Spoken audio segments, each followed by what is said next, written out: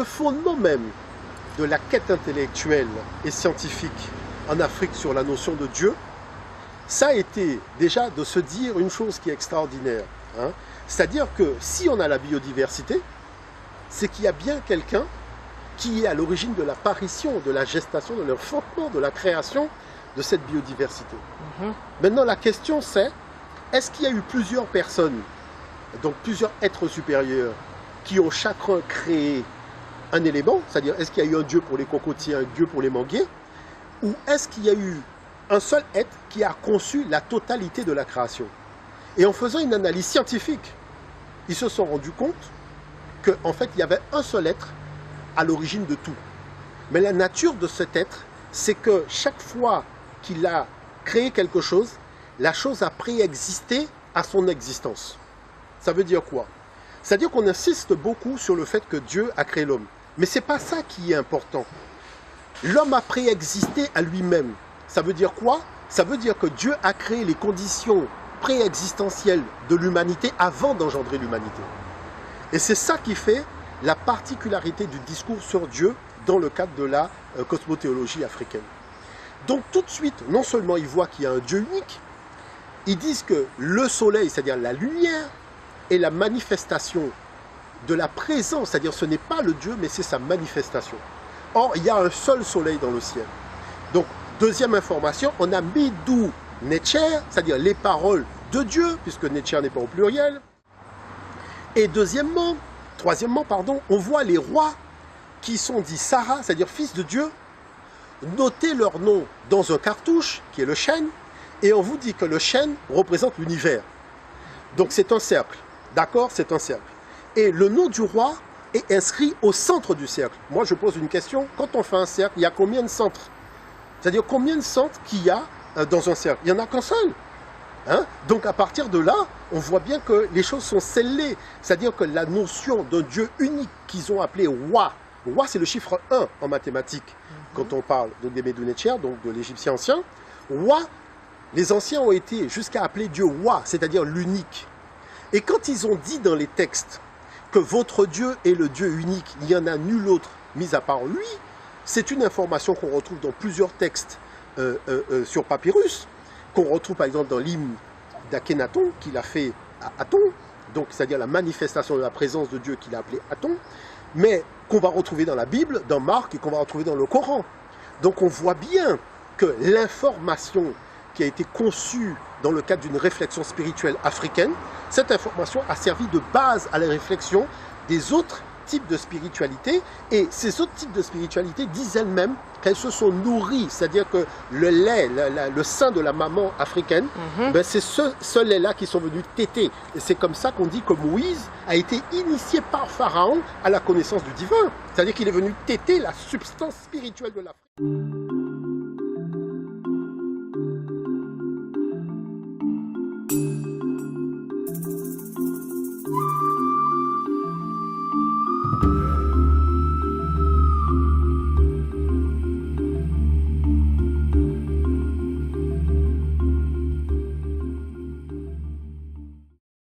C'est que si les anciens en Afrique ont inventé l'écriture, ils ont forcément donné un nom à ce qu'ils ont inventé.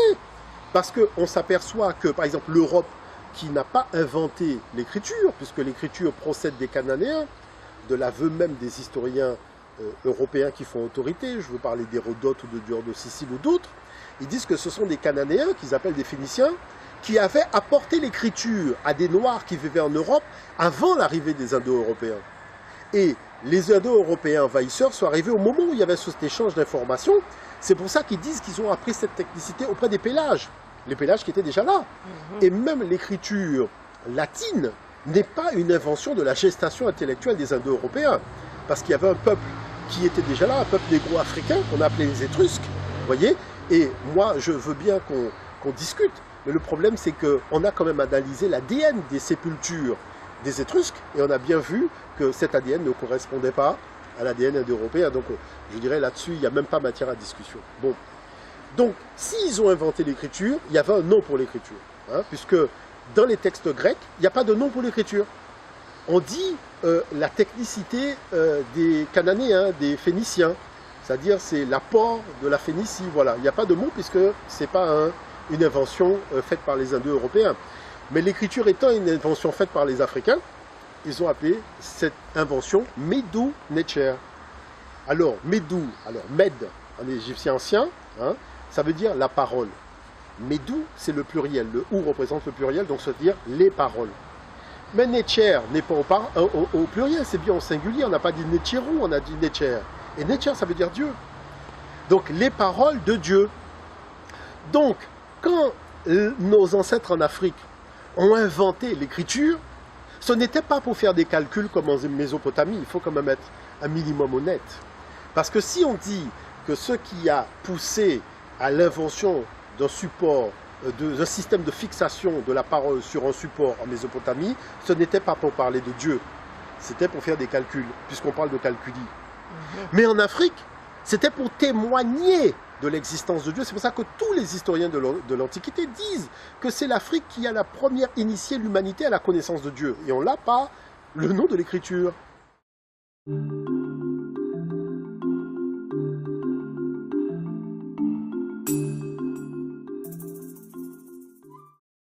Voilà que les Grecs arrivent en Afrique et découvrent des textes sacrés sur papyrus qui vont appeler Biblus.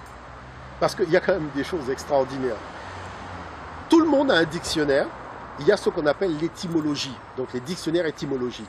N'importe qui prend un dictionnaire d'étymologie, qui va regarder le mot Bible, la définition et l'étymologie du mot Bible, se retrouve transposé directement en Afrique avec la notion de texte sacré sur papyrus. Alors la chose c'est quoi? C'est-à-dire qu'on vous dit écorce de papyrus, c'est-à-dire Biblus, ça provient de l'utilisation des écorces de papyrus. Il faut arrêter de nous raconter des histoires. Le grec qui est arrivé en Afrique a bien vu que les papyrus servaient en fait à la confection du support. C'est pour ça qu'on appelle le support papyrus du nom de la plante.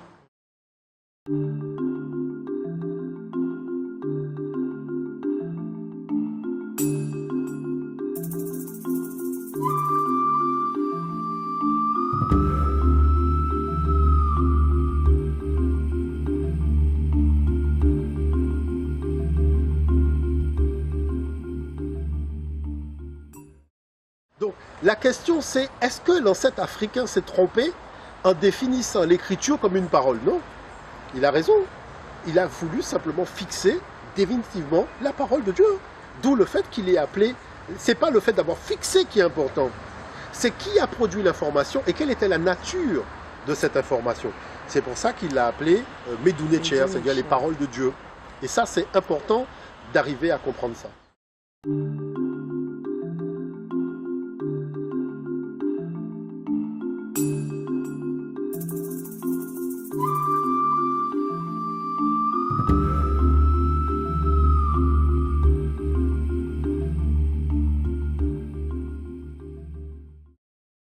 C'est-à-dire la gestion de la relation entre Dieu perçu comme l'infini et l'homme perçu comme le fini. Et si le fini représente la matière, est-ce que le fini peut avoir une discussion avec l'infini? Non.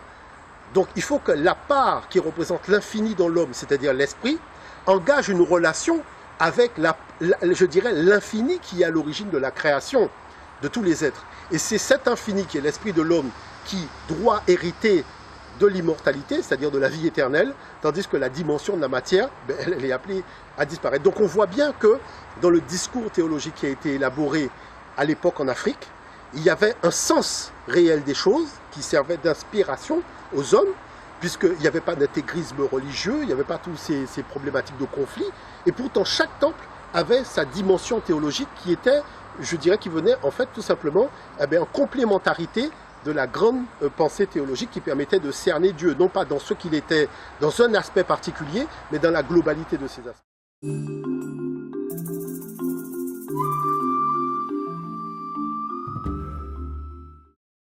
Si on prend par exemple le dossier spécial du monde des religions sur la thématique qui a écrit la Bible, tout le dossier vous dit que la notion de vie éternelle, c'est ça le paradoxe.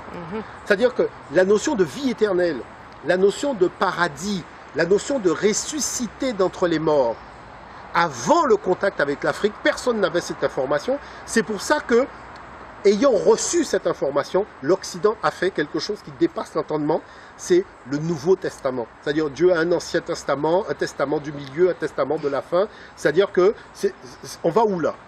Dieu, quand il a créé l'univers, il n'y a pas eu deux Big Bang. Il n'y a pas eu l'ancien Big Bang et le nouveau Big Bang. Il y a eu un seul Big Bang.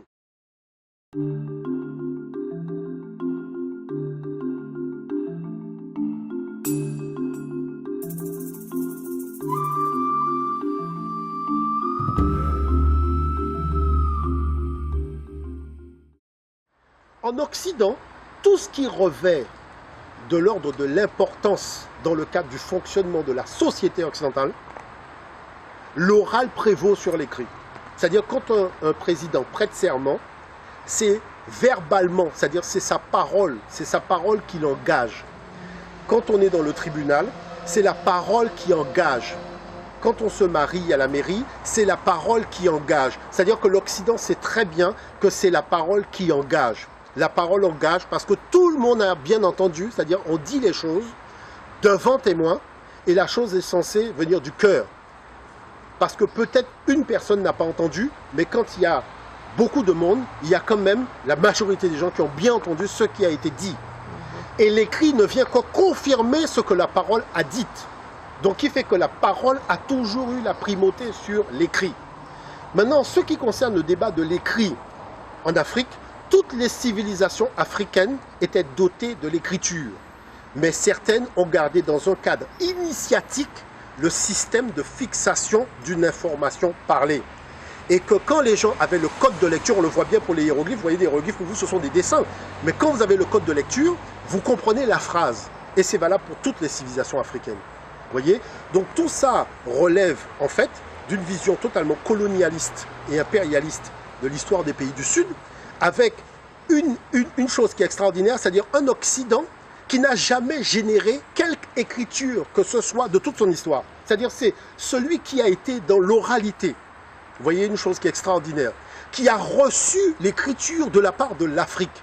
Et ses propres historiens reconnaissent que l'écriture est venue de l'Afrique. C'est celui-là qui vient nous raconter des histoires de merde.